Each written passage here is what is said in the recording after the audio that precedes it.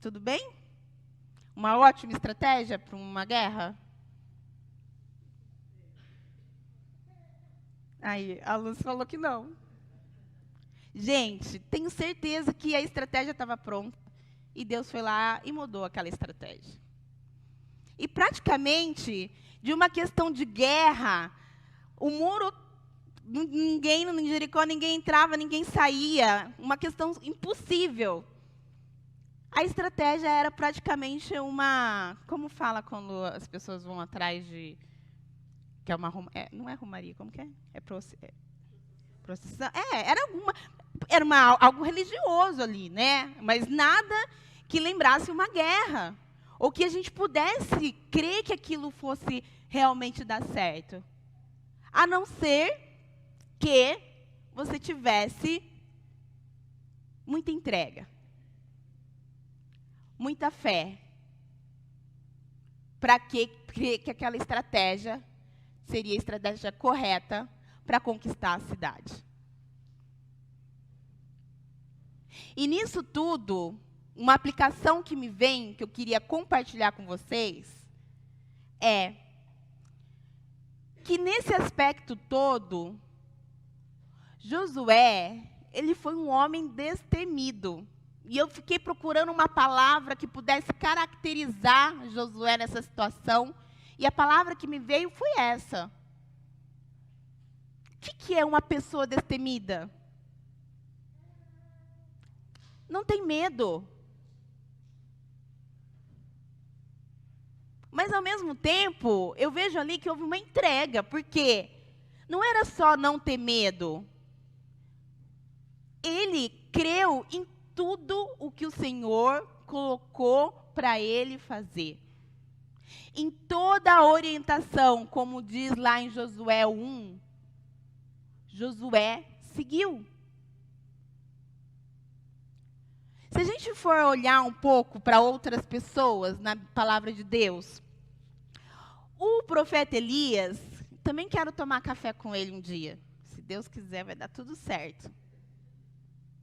Mas tem um episódio na vida dele que eu acho que vocês sabem. Que é um episódio que é um pouco negativo, dependendo da forma como você olha. Qual que é?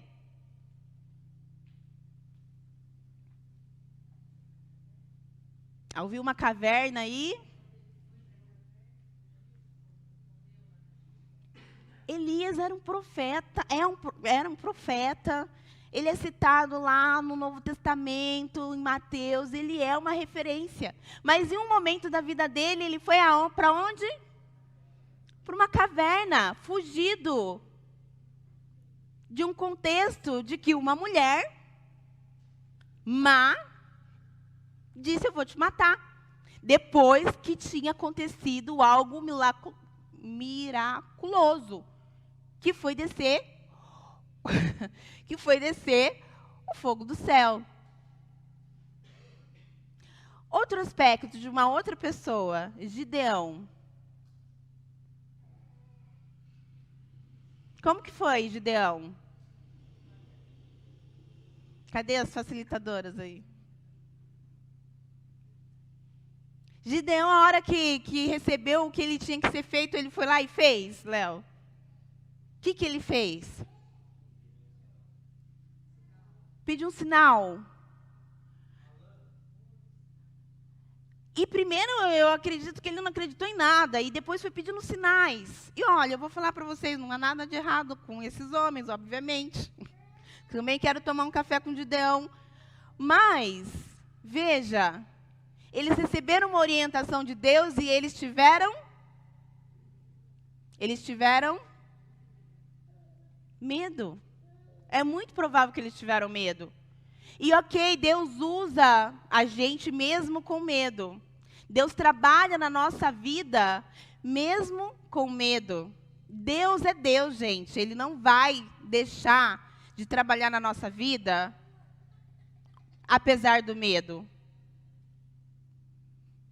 Agora, é muito provável que ele não vá fazer tudo o que ele planejava fazer na sua vida, se você limitar Deus a fazer aquilo que você não tem medo.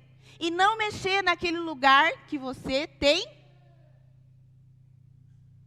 E não mexer naquele lugar que você tem medo. Vocês estão quietinhos, gente. Só a Lúcia está participando do culto, da palavra. Então veja, eu vejo Josué como um homem destemido, um homem que recebeu a orientação do Senhor e que fez o que tinha que fazer. Então, o meu pensamento hoje é esse. É o quanto que nós estamos permitindo Deus trabalhar na nossa vida, apesar do medo. O quanto Deus tem liberdade em trabalhar na nossa história. O quanto, talvez, que a gente tem feito essa pergunta para nós. Será que, por algum motivo, por alguma questão minha, como pessoa cultural, como alguma crença que eu tenha limitadora, será que alguma frustração ou algo que eu passei na minha vida que me deixou apático, com medo de seguir em frente, será que tem algo que possa estar limitando a ação de Deus na nossa vida, na sua vida? É uma autorreflexão que a gente tem que fazer. Para quê? Gente, não há nada melhor nesse mundo do que estarmos dentro da vontade de Deus. E mesmo que doendo, mesmo que difícil, a gente sentir e ver e perceber o Espírito Santo trabalhando na nossa vida. Porque é assim que a gente vai recebendo da plenitude de Deus, o trabalhar de Deus e caminhando diante de Deus. Pode ser que o que tem nos paralisado seja um pecado. Um pecado oculto, que eu não consigo conversar com ninguém. E enquanto a gente não resolver aquilo, a gente fica estacionado naquilo que Deus tem e quer fazer na nossa vida. E não só na nossa vida, como pessoa, mas no meio da nossa família. Porque Deus não trabalha só no individual. Quando Ele te abençoa, Ele me abençoa também. Quando Ele abençoa a Priscila, Ele abençoa o Idem também.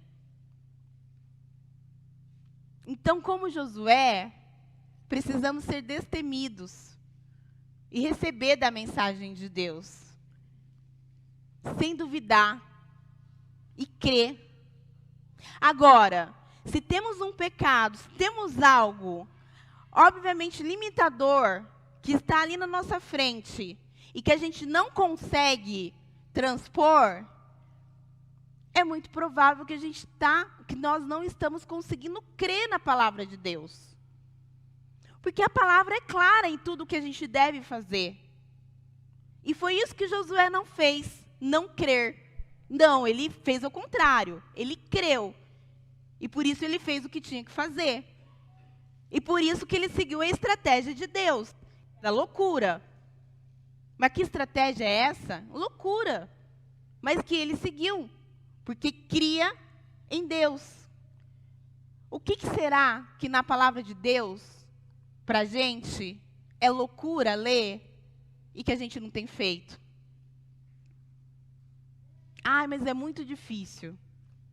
A vida é difícil, né, gente? Igual quando eu comecei a fazer terapia, que a psicóloga falou para mim, bem-vinda ao mundo cheio de frustrações. Acho que eu estava em perdidas, nem sem saber onde que eu estava, né? Ela falou, olha, o mundo tem frustrações, viu? E tem mesmo. Mas a questão é que a gente precisa identificar se estamos tendo coragem de crer na palavra de Deus. E se essa palavra tem mudança na nossa vida. Obviamente que ser destemido não é algo tão simples, né? Mas, obviamente, que, se a gente for olhar aqui tudo que eu falei até agora, como que a gente crendo? Se movimentando com as nossas atitudes. Mas existem alguns passos que eu percebo que são importantes nessa caminhada da crença, do seguir em frente, de não deixar que o medo venha limitar a ação do Espírito Santo na nossa vida.